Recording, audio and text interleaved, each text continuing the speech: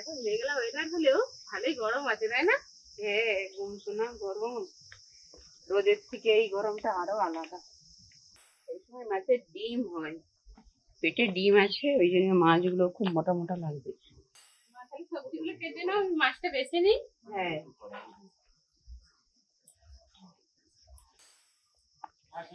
আজকের বাটা মাছের সাইজগুলো শুধু দেখুন, একদম কিন্তু গোলগাল শরীর, মনে হচ্ছে পেটের মধ্যে মা ডিম আছে জানো। বাটা মাছের সাইজটা শুধু দেখুন, একদম এক চোটর থেকেও বেশি। বাটা মাছের স্বাদ নিয়ে তো কিছু বলার নেই, বাটা মাছ যেইভাবেই রান্না করুন না কেন, ভাজা বলুন বা সবজি দিয়ে ঝোল, সবেতেই কিন্তু দারুণ খেতে লাগে। বৌমা বেগুনগুলো দেখো, গরমের বেগুন কিন্তু খুব সুন্দর নরম, একবারে ছোট ছোট সাইজ। গরমের বেগুন আর খুব বড় হয়নি।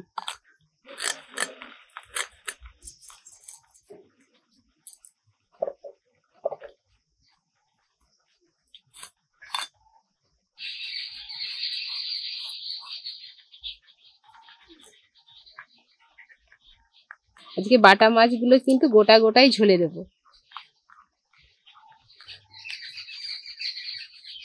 ঝিঙ্গেগুলো এবারে খুব নরম নরম, ঝিঙ্গেই তো বেশি খেতে ভালো লাগে। হ্যাঁ, এই দেখুন প্রত্যেকটা মাছের পেটের মধ্যেই কিন্তু ডিম রয়েছে। মাছগুলো কিন্তু বেশ ভালো খেতে হবে। মাছগুলো প্রথমে নিয়ে এসছে, আমি বলি মাছগুলো এত মানে একটু মোটা মোটা কেন, পেটগুলোর মধ্যে ডিম আছে মনেই হচ্ছে দেখে। আজকে সব 2 পিস করে বাটা মাছ খাওয়া হবে। এমনিতেই তো বাটা মাছের ঝোল খেতে দারুণ লাগে। আর সেই পাশে আমার মেয়ে দেখুন কি করছে, এসেই আগে খন্তি নাড়তে আরম্ভ করে দিয়েছে, বড় রাঁধুনি। না কিচ্ছু মশলা দিতে দেবে না মা, দেখো সর্ষে দিয়ে দিচ্ছে।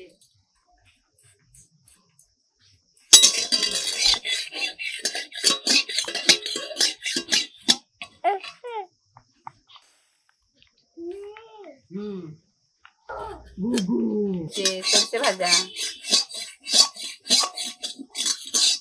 কড়াই দাগ হয়ে যাচ্ছে। হ্যাঁ, ভাজা হয়ে গেছে, টিপে দেখো সিদ্ধ হয়েছে নাকি।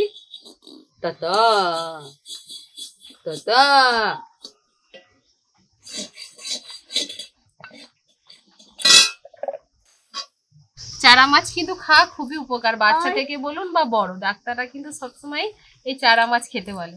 আর এখন আর সেরকম পাওয়া যায়। তুমি কেন ওরকম দুষ্টু করছো বলো তো? লাইনে রাখো, মাছের লাইনে রাখো। দেখো মাছগুলো কি সুন্দর সাজানো আছে। এটা তো বাছা হয়ে গেছে, রাখো না। যতক্ষণ রান্নাঘরে থাকবে ওই বাড়াপাটি করবে। বেগুন ভাজা, দুষ্টু বেগুন আদা একসঙ্গে ভাজা করতেছে দেখো। মাছটা সব বেছে নিয়েছি, এবার পুকুর থেকে খুব ভালো করে ধুয়ে নিয়ে আসবো। মশা কামড়াচ্ছে তো। লবণ, হলুদ গুঁড়ো, সর্ষের তেল, মাছের সাথে এবার সবকিছু মশলা ভালো করে মাখিয়ে নেব। এবার হাতটা ধুয়ে উনানটাকে ধরিয়ে নেব। বাটা মাছের ঝোলটা একদম অন্যরকম স্বাদের এবং স্পেশাল মশলা দিয়ে বানিয়ে দেখাবো। তার জন্য এখানে নিয়েছি সাদা সরিষা, গোটা জিরে, মৌরি আর গোটা শুকনো লঙ্কা।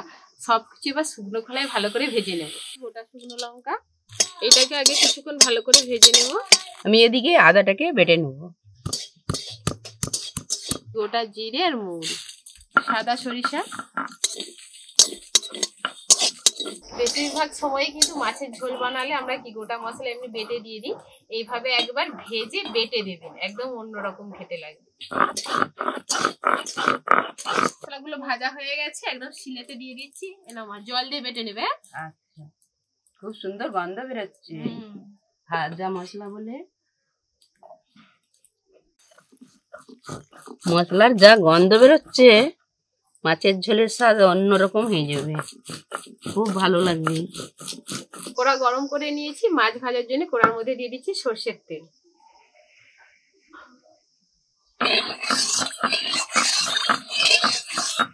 তেল এবং কড়া দুটোই খুব ভালো করে গরম হয়ে গেছে, এবার মাছগুলোকে ভেজে নেব।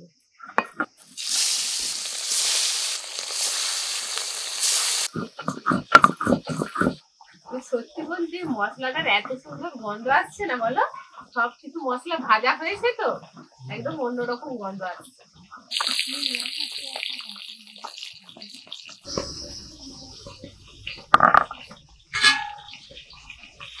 বাটা মাছগুলো দেখুন একদম কিন্তু মুচমুচে করে ভেজে নিয়েছি।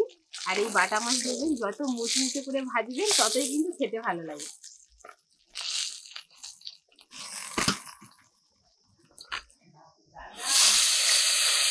সাইজগুলো শুধু দেখেছেন, এক পিস করে পাতে পড়লেই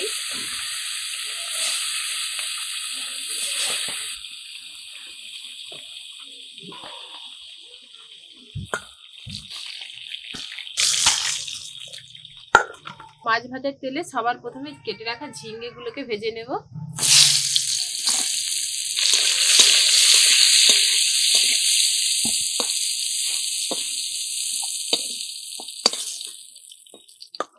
ওই তেলে এবার আলু আর বেগুন গুলো ভেজে নেব।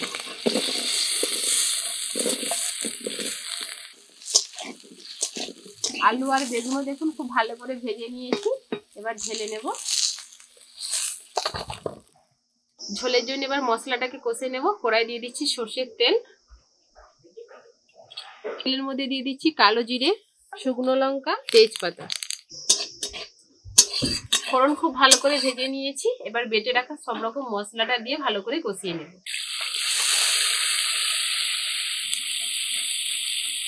ওই মশলার মধ্যে এবার দিয়ে দেবো হলুদ গুঁড়ো আর দিয়ে দিচ্ছি কাশ্মীরি লঙ্কার গুঁড়ো, স্বাদ মতো লবণ।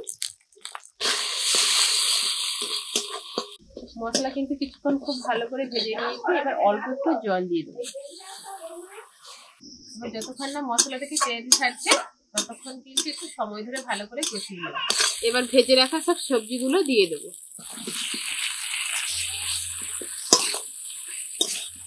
সবজির সাথে মশলাটাকে কিন্তু হালকা করে একটু নেড়ে চেড়ে নিয়েছি। এবার পরিমাণ মতো জল দিয়ে দেবো। আজকে মাছের ঝোলটা একদম ঝোল ঝোল করবো, তাই বেশি করে একটু জল দেবো।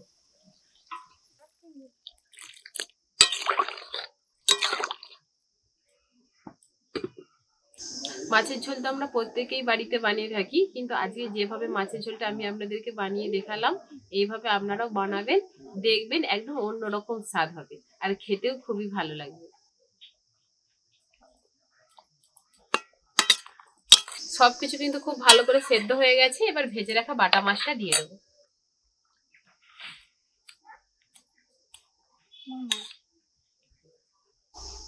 এই দেখুন একদম এক কোড়া একদম বাটা মাছের ঝোল। মাছগুলো দিয়ে এবার কিছুক্ষণ একটু টকবক করে ফুটিয়ে নিলেই কিন্তু আমাদের মাছের ঝোল একদম রেডি হয়ে যাবে। মাছের ঝোল তো আমাদের প্রায় শেষের দিকে, সব শেষে এখানে আমি মগজদানা আর কাজু বাদাম বাটা নিয়েছি, এটা এবার ঝোলের মধ্যে দিয়ে দেবো। আর এটা কিন্তু আপনারা নাও দিতে পারেন, এটা দিলে দেখবেন ঝোলের স্বাদটা একটু বেড়ে যায়।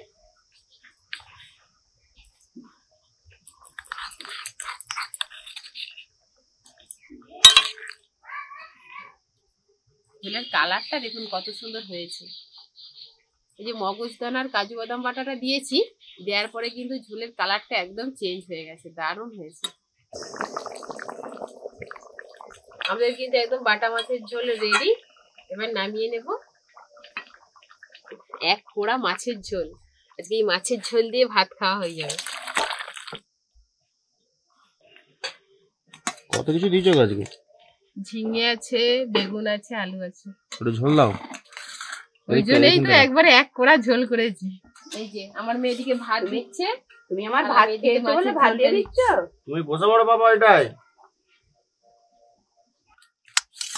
আর ভাত দিতে হবে নি ঠাম্মিকে, পড়ে যাচ্ছে তো এত ভাত কি করে খাবো। নাও নাও এবার তুমি বসে অনেক পড়ো। ভাত। গোটা গোটা একদম বাটা মাছের ঝাল, এখনো গরম।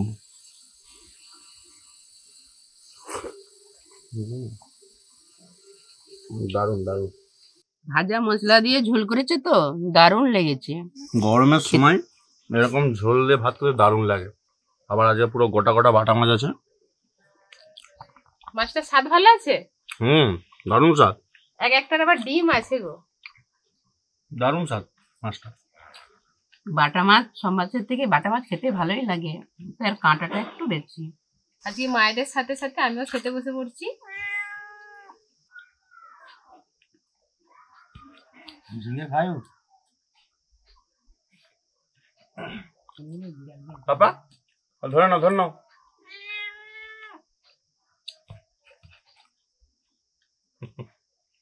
গোটা গোটা বাটা মাছটা খুব সুন্দর, কিন্তু স্বাদ আছে। বাজার থেকে কিনে এনেছিলাম, এত সুন্দর স্বাদ হবে বুঝতে পারিনি।